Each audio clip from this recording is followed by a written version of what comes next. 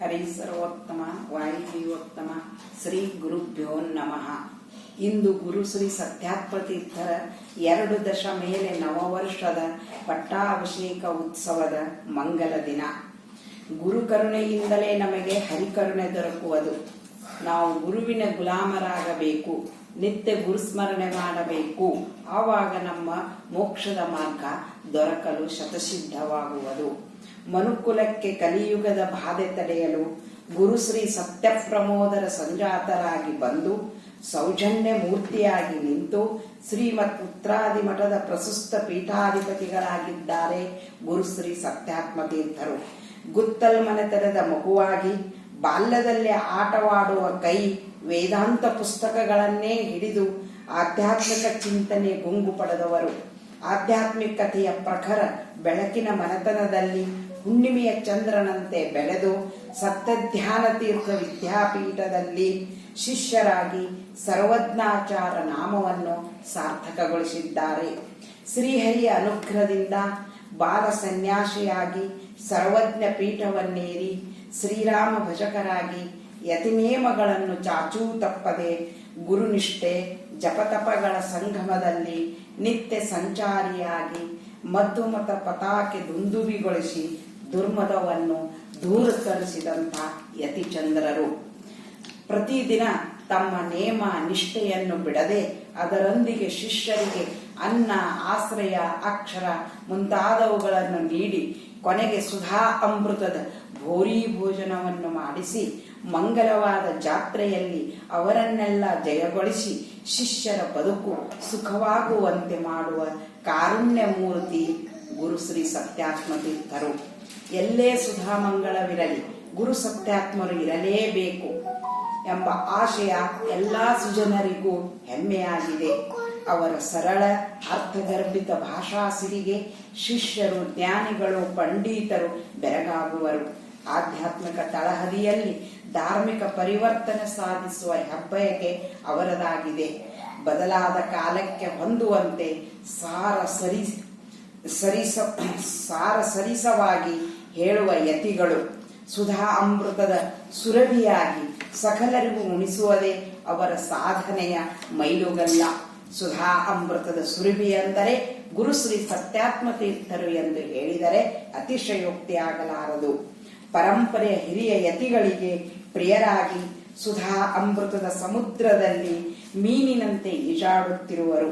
ಜ್ಞಾನವೃಕ್ಷರು, ಸಮಾಜ ಸುಧಾರಕರು, ಸಂದೇಶಗಳ ಸಾರದಿಂದ ಮನಗಳನ್ನು ತಿದ್ದಿ ಶುದ್ಧೀಕರಿಸುವುದೇ ಅವರ ಗುರಿಯಾಗಿದೆ. ಅಭಿನವರ ಗೋತ್ಮರೆನಿಸಿ ಅಪಾರ ಶಿಷ್ಯ ಶಾಖರವನ್ನೇ ನಿರ್ಮಿಸಿದ್ದಾರೆ.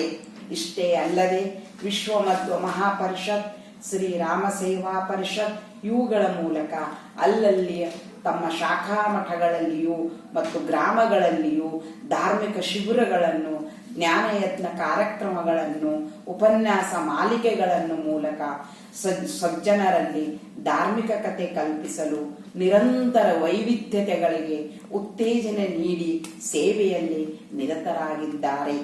ಮಹಿಳೆಯರಿಗೂ ಕೂಡ ಧಾರ್ಮಿಕ ಶ್ರದ್ಧೆ ದೃಢವಾಗಲು, ಗೃಹಿಣಿಯರಾಗಿ ಬಾಳುವಂತೆ, ಯುವತಿಯರಿಗೆ ಧರ್ಮಛತ್ರದಲ್ಲಿ ಆಸಕ್ತಿ ಹುಟ್ಟಿಸಲು ದಾಸ ಸಾಹಿತ್ಯ, ಹರಿಕಥಾಮೃತ ಸಾರ ಗ್ರಂಥಗಳ ಸಾರ, ಭಗವದ್ಗೀತೆಯ ಮಹತ್ವ ಮುಂತಾದವುಗಳಿಂದ ಸುಲಭವಾಗಿ ಧಾರ್ಮಿಕ ನೀತಿಗಳನ್ನು ಕಲಿಯಲು ಸೌರಭ ಶಾಲೆಗಳು ಪ್ರಾರಂಭಿಸಿದ್ದಾರೆ.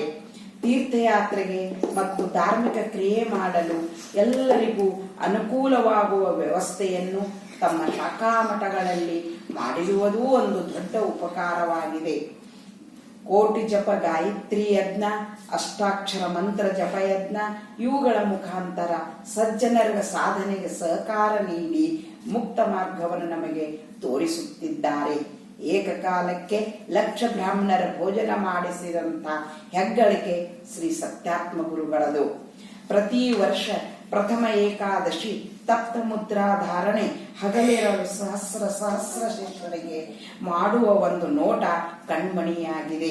ಸಂಕಷ್ಟ ಕುಟುಂಬಗಳಿಗೆ, ಅನಾರೋಗ್ಯ ಕುಟುಂಬಗಳಿಗೆ ಸ್ಪಂದಿಸಿ ಸಹಾಯ ಹಸ್ತವನ್ನು ನೀಡುವ ಕರ್ನಾಳು ಗುರುಗಳಾಗಿದ್ದಾರೆ. ಇದಲ್ಲದೆ ಸುಧಾ ಎಂಬ ಮಾಸಪತ್ರಿಕೆಯನ್ನು ಹೆಮ್ಮರವಾಗಿ ಬೆಳೆಸುತ್ತಿದ್ದಾರೆ. ಗ್ರಂಥಗಳ ರಚನೆ, ಅವುಗಳ ಸಂರಕ್ಷಣೆ ಹಾಗೂ ಗ್ರಂಥಗಳನ್ನು ಓದಲು ಎಲ್ಲರಿಗೂ ಅನುಕೂಲವಾಗುವಂತೆ ಹಿರಿಯ ಗುರುಗಳ ವೃಂದಾವನ ಸ್ಥಳಗಳನ್ನು ಬೆಳವಣಿಗೆಯನ್ನು ಮಾಡಿ ಎಲ್ಲ ಮಠಗಳ ಯತಿಗಳೊಂದಿಗೆ ಬಾಂಧವ್ಯ ಬೆಳೆಸಿ ಸದಮಲ ಅಂತಃಕರಣದಿಂದ ಯತೀಂದ್ರರಾಗಿ ದೊರೆತದ್ದು ಗುರು ಸತ್ಯಾತ್ಮ ತೀರ್ಥರ ನಮ್ಮ ಪುಣ್ಯವೇ ಸರಿ. ಅನುದಿನ ಅವರ ಸ್ಮರಣೆಯನ್ನು ನಾವು ಮಾಡೋಣ, ಅವರನ್ನು ಭಜಿಸೋಣ, ನಮಗೆ ಬಂದ ಕಷ್ಟಗಳನ್ನೆಲ್ಲ ಪರಿಹಾರ ಮಾಡಿಕೊಳ್ಳೋಣ. ಅವರ ಪಾದ ನಂಬಿ ನಾವು ಬದುಕಿ ಅವರು ನೀಡಿದ ಮುಷ್ಟಿ ಮಂತ್ರಾಕ್ಷತೆಯಿಂದ, ಅವರ ದರ್ಶನದಿಂದ, ಅವರ ಅನುಗ್ರಹ ಸಂದೇಶದಿಂದ ನಿತ್ಯ ಮನುಕುಲದಲ್ಲಿ ಮಹಿಮೆಯನ್ನು ತೋರಿಸುತ್ತಿರುವುದರಿಂದ ಅವರಲ್ಲಿರ್ತಕ್ಕಂತಹ ತಪಶಕ್ತಿ, ಅವರ ಅನುಗ್ರಹ, ಶ್ರೀರಾಮನ ಕರುಣೆಯೆಂದೇ ಹೇಳಬಹುದು. ಇಂಥ ಗುರುಗಳನ್ನು ಪಡೆದ ನಾವೇ ಧನ್ಯರು. ಯಾವ ಜನ್ಮದ ಪುಣ್ಯದ ಫಲವೋ ಈ ಗುರುಗಳು ದೊರೆತದ್ದಕ್ಕೆ ನಾವೆಲ್ಲರೂ ಧನ್ಯರು. ಅವರ ಪಾದ ಕಮಲಗಳಿಗೆ ನನ್ನ ನುಡಿಗಳನ್ನು ಅರ್ಪಿಸಿ ಇದನ್ನು ಮುಗಿಸುತ್ತೇನೆ. ಹರೇ ಶ್ರೀನಿವಾಸ.